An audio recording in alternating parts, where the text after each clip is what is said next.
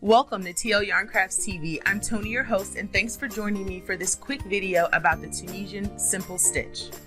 Be sure to stick around after the video is done for an exciting announcement about a brand new pattern that you can get your hands on today. Hi everyone and welcome. What I have here is a swatch of Tunisian Simple Stitch.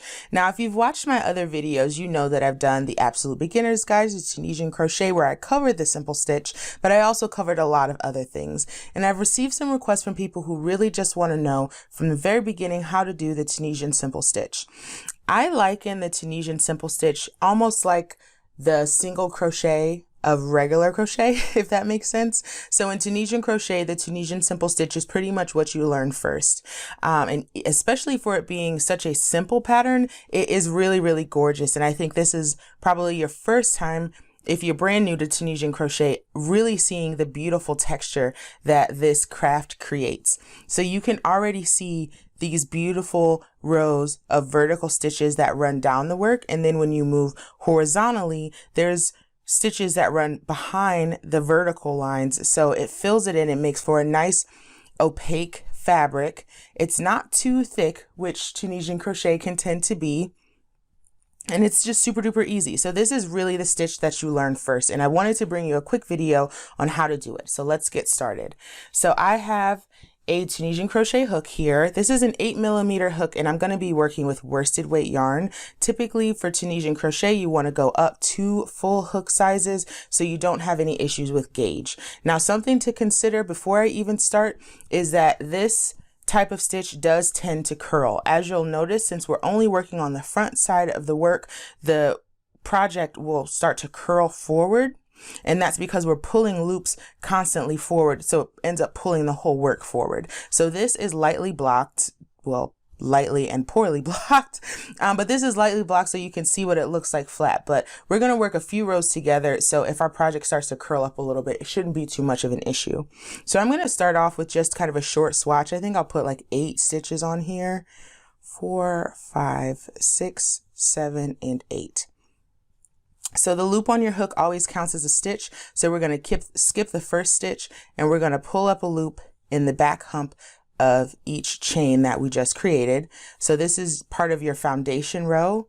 This is the very first thing that you do in any Tunisian crochet pattern. It might look a little bit differently if you're doing like a shell stitch or a chevron, but for something that is just the same stitch all around, you're going to do your standard forward pass just like this. So now I have 8 loops on my hook, and I'm going to chain 1 and then yarn over and pull through 2 loops, yarn over and pull through 2 loops all the way until I only have 1 loop left on my hook. If this really doesn't make any sense to you and you need me to go slower, I encourage you to check out my Tunisian Crochet for Beginners video. It's a bit longer. I go a lot slower, but this is just kind of a quick brush up on how to do the Tunisian Simple Stitch. So now what you can see is these lines of vertical stitches are these vertical bars here. And each stitch has a front vertical bar and a back bar. So what we're going to do for Tunisian Simple Stitch is we are going to skip the first stitch you always do in Tunisian crochet, and we're going to pull up a loop in the front loop of the next stitch. And we're going to do that all the way across. We're going to just yarn over and pull up a loop in each vertical bar across the row. Now we're at the end, and you're going to want to insert your hook. You're going to rotate the end of your work towards you and insert your hook under the last 2 loops of your project. Pull up a loop, chain 1, yarn over and pull through 2 again until there's only 1 loop left on the hook. And there we go. So that's our first row done. The foundation row I don't typically count as a row. So we've just completed our first row here. Now to continue on to our second row, we're going to again insert the hook under the front loop of the first stitch, yarn over, pull up a loop, and do that straight across your work. So you should always end up with the same number of loops on your hook. always working on the front side of your project. It's the nice thing about Tunisian crochet, you never change your work. You never turn your work. So then we're going to rotate the end of the row towards us. There are 2 loops here. For the last stitch, we're going to work under both of those loops. Pull up a loop, chain 1, and pull through 2 all the way back. Let's do a couple more together. Skip the first stitch, insert under the front loop of the next stitch, in each stitch across, pulling up a loop each time. Continue on down the row, rotate the work towards you, insert under the 2 loops at the end for your final stitch, chain 1, pull through 2 all the way back. And that's it. That's your Tunisian Simple Stitch. Now let me show you a quick and easy bind off. Once you're done, what you'll see here is these live loops have a lot of holes behind them.